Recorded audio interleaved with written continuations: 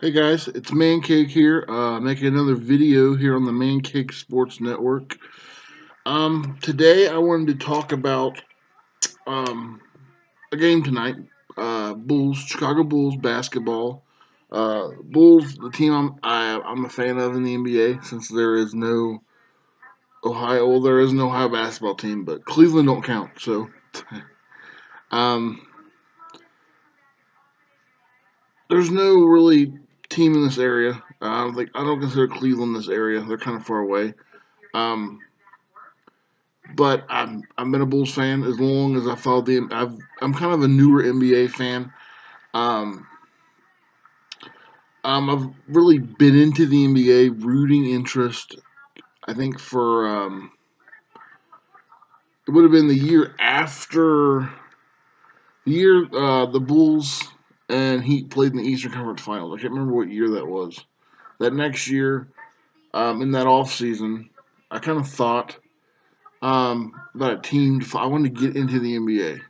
I like the NBA, but it's kind of hard to really get into a sport unless you have. I wanted a rooting interest team, and it came down to the. I didn't like Cavs. I kind of followed them when LeBron first went there, but just the way LeBron left and how everyone on the Cleveland Cavaliers team, his first game in Cleveland, the fans hated him, but the players were all lovey-dovey, hugging, be like, "Hey man, what's up?" I mean, as a Cavs fan, that would drive me insane how he left the team. I just didn't like. I don't know. And I just think long term. I mean, I think now they're good. The Cavs are good now with LeBron, but they've had no one before LeBron. LeBron is a once in a lifetime. He's comparable to Michael Jordan. In fact, he's a once in a lifetime player. Now the Bulls are in Chicago, bigger market. Uh, Cleveland, the Cavs have no. I just think when LeBron leaves, they're going to go right back to being crappy to mediocre, and I don't think they'll ever get that way again because I don't think anyone's going to be to LeBron's level that will go through that franchise. So I just said long term, although LeBron was there, and I kind of thought he would come back eventually, but I just didn't like. I wanted a team that long term, I could count on to be at least somewhat competitive. It sounds kind of bandwagonish, but when you're a lot of people grow up with a team they rooted for. I liked the Bulls when I was younger because of Michael Jordan, but I didn't really follow the Bulls. I just kind of liked Michael Jordan, and I had a Jordan jersey. Um, if you're ever wanting to get into a sport and pick the sport, you normally pick where you live at. And I associate myself more with Cincinnati, and because I like Ohio State, and then I now like the Blue Jackets. It's Columbus, Cincinnati, Columbus. I don't really associate with Cleveland. It came down to basically the Bulls and the Pacers. Bulls, I had the Michael Jordan thing. I kind of liked the Bulls. I remember watching the Bulls when I was growing up. Indiana is a close team that I could go watch in person if I wanted to. It came down to the Bulls Pacers, and I picked the Bulls because of the Michael Jordan. And then the other thing that kind of broke the tie was Derrick Rose. I really enjoy watching Derrick Rose and how he plays. Um, he's really fun to watch, and I admire how he plays. So that was kind of the break. And I like the defensive mind that they had, Tom Thibodeau, and I hated LeBron. And when he went to the Heat, I hated the Heat, and I felt like the Bulls hated the Heat and LeBron as much as I did. Joakim Noah, LeBron, some of the games and fights that I almost got into was exciting to watch. So yeah, I've been a Bulls fan for I think it's going on 5 6 years now, so it's relatively short. But I'm a new NBA fan in general. So when I was younger, I would play. What game was it? NBA Live. I'd be huge into it. So I did follow the NBA and I played the NBA when I was little, but I never really had a team. It was more because, like I said, when I was younger, I'm a Reds fan, Bengals fan, Ohio State fan, and I also like the Cowboys in football. I associate myself with Cincinnati Columbus. There was no team when I was even younger. I don't consider. I know the Browns are in Ohio, Indians are in Ohio, but I have no connection to Cleveland. So even though the only option in Ohio is Cleveland Cavs, when I was young, I didn't really associate. I kind of I've tried to get into NBA 2 or 3 times until it's finally now it's stuck. Originally, I got in. Tried to get in the Cavs. It was before LeBron was there, and they still had that navy, that light blue and black uniforms. Before LeBron was there, I kind of got into them, but like I said, they were lousy. And like I said, if you're trying to get into a team, it's hard when they're lousy. I mean, but I said, screw it. I like him anyway. And then they got LeBron, and I was like, okay. And then they got better, and I kind of followed them, but I couldn't quite, even though I was trying to, I would make time to watch the games on TV. I would follow the season. When they lost, I didn't really get mad. And, the, and, it didn't really affect my day like it should when I'm trying to be a diehard fan. I remember they lost the one series, to they lost to the Celtics playoffs. They lost, and I was kind of like, oh well. But I didn't really get mad. Like I thought I would. I felt like I was just following them to follow them. For some reason, I couldn't get emotionally invested into the Cavs. And then I think it was lost to the Magic. I remember LeBron had a buzzer beater in game 1 or 2, and then but the Magic would end up winning the series. And even then, I mean, I was like, dang. But it wasn't like the Bengals or Cowboys or lost. I mean, like I said, the Bengals lost to the Steelers a couple weeks ago. It bugged me, emotionally bugged me. But I couldn't quite get emotionally invested in the Cavs, so I was like, okay. So then I still followed the NBA and played like video games and stuff, but I kind of backed away and was like, okay. And then I tried, third time I tried to get into it with the Bulls. Um, so yeah, so I like the Bulls. I hope one day to make it or go to a game in Chicago, the United Center. Um, the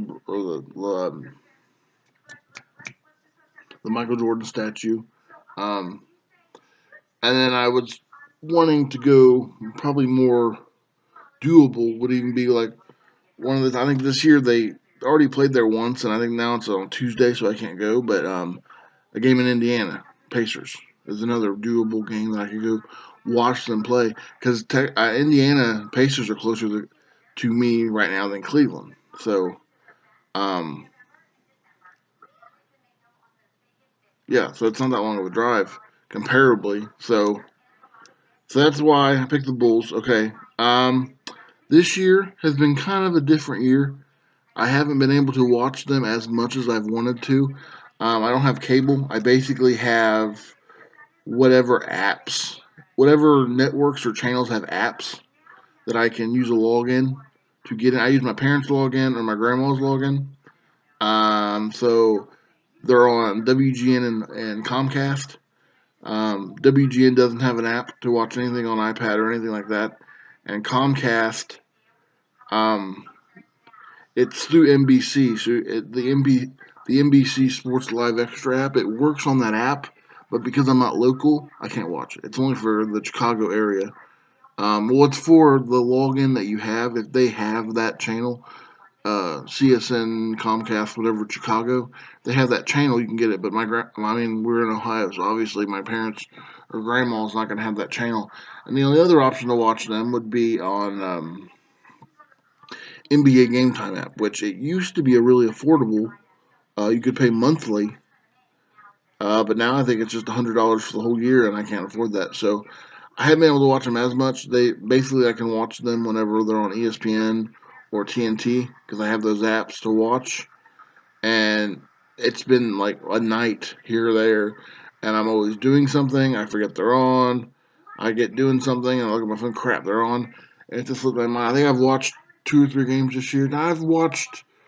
I mean, you can't get everything from it. I've watched the recap videos, the Bulls TV on the website and YouTube. They give like the recap of each game. So I've watched some. I feel like I'm somewhat familiar with how they play. Um,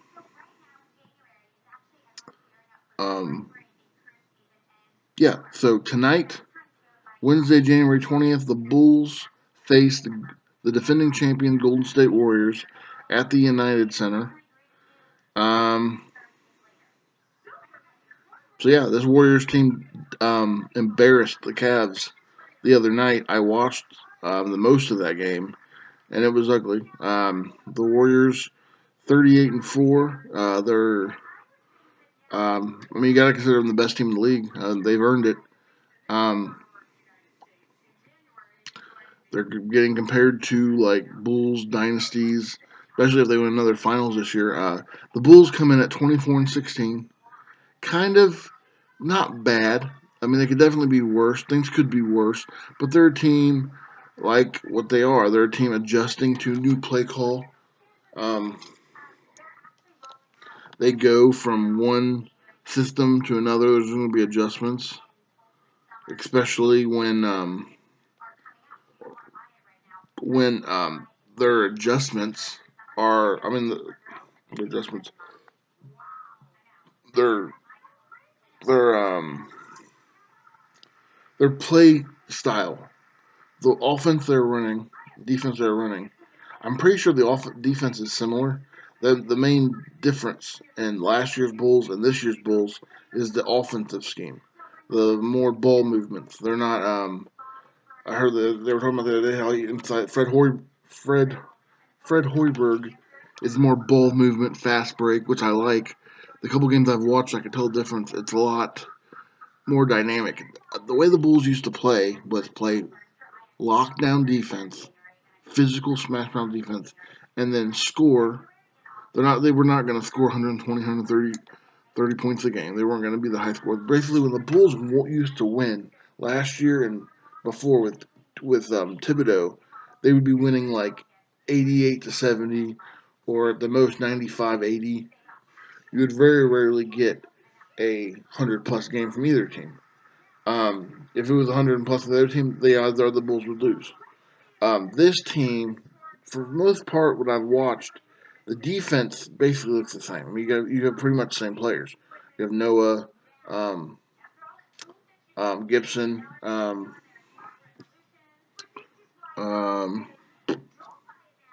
yeah, Noah Gibson, and then you have, I mean, you have the draft pick Portis. So you have some new guys in there. Um, But so I think at least watching. Now, I mean, I don't claim to be a basketball expert.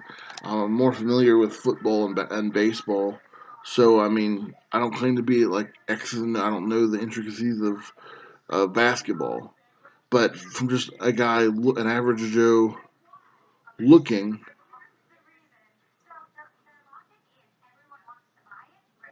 just from an average Joe looking at this defense, the defense seems to be for the most part the same. Um, Obviously, there's probably less emphasis on it.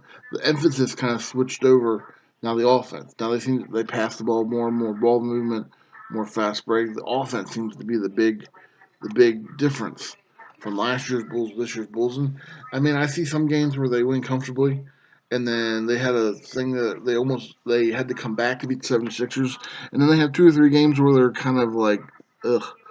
It just they're just adjusting. So I think the Bulls can win this game. I think the Bulls can compete with anyone. Um, no one's gonna think they're going to. And with NBA media, like Stephen A. Smith, the media when it comes to the NBA, they seem to give nobody. They seem NBA more than any other sport seems to be this team is beating this team and there's no other. Like I don't think anyone would pick the Bulls, and it'd be like I think they have the ability to beat the Bulls. I mean, a lot of people in the media, NBA, it's like I don't know why. Like last year, it was all Cavs, Bulls. It ended up being the Hawks kind of slid in there. There seems to be this pre